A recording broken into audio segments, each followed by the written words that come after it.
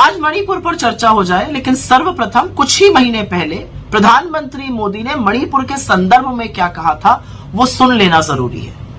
साथियों, एक समय था जब मणिपुर को पहले की सरकारों ने अपने हाल पर छोड़ दिया था।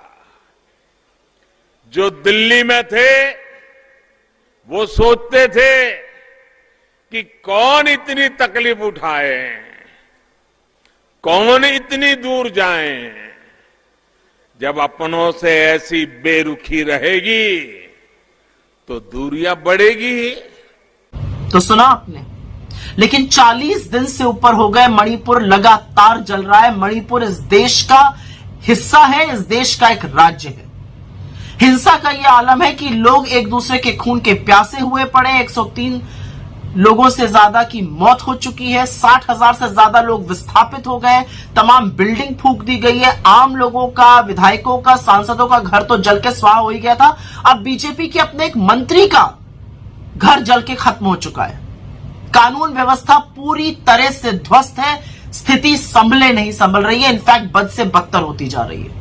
लेकिन ऐसा प्रतीत होता है कि दिल्ली की भाजपा सरकार को मानो कोई फर्क ही नहीं पड़ रहा है।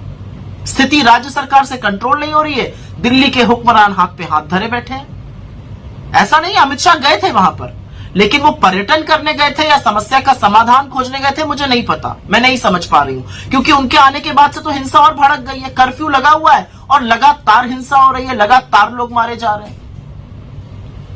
तो स्थिति इतनी कंट्रोल से बाहर कैसे हो गई है?